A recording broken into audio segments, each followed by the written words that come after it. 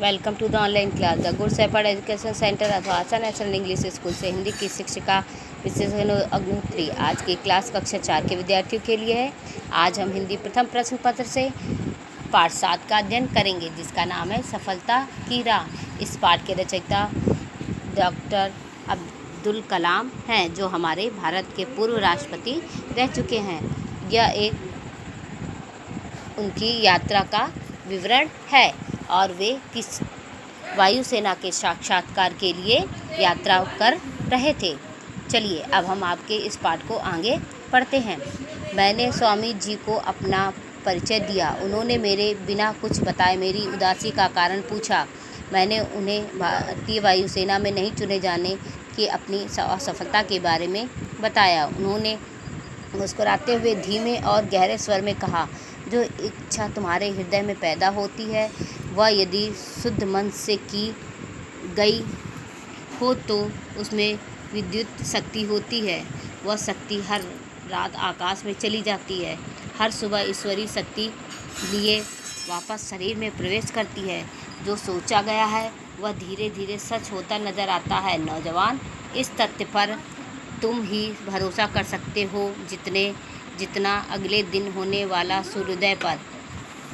यानी कि जब डॉक्टर अब्दुल कलाम आश्रम में ऋषि के सामने पहुँचे तो वह बहुत उदास थे, क्योंकि उनका वायुसेना में नियुक्ति नहीं हो पाई थी और इसकी उदासी का कारण उन्होंने उन ऋषि को बताया और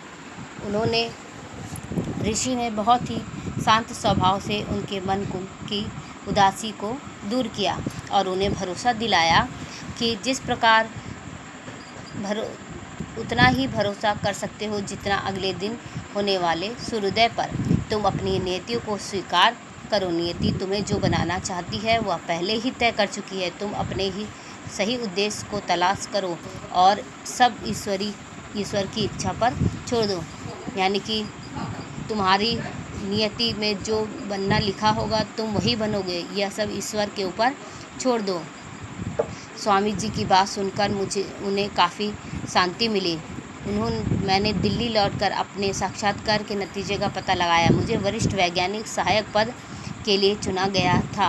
वायुसेना में न जा पाने का मुझे दुख था, पर मैं यह सोचकर मानसिक शांति पा लेता था कि अगर मैं हवाई जहाज़ नहीं उड़ा रहा तो कम से कम उन्हें उड़ाने के लायक बनाने में तो मैं मदद कर ही रहा हूँ। उन्होंने सोचा, यदि मैं हवाई जहाज़ ना उड़ा सका तो क्या हुआ, कम से कम हवाई जहाज़ को उड़ाने के लायक बनाने में तो मदद कर सकता हूँ।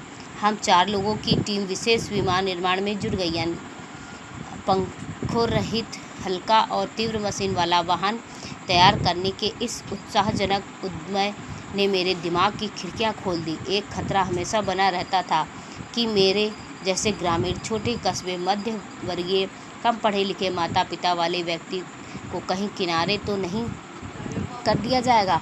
मैंने ठान लिया था कि मुझे अपने लिए अक्सर खुद तैयार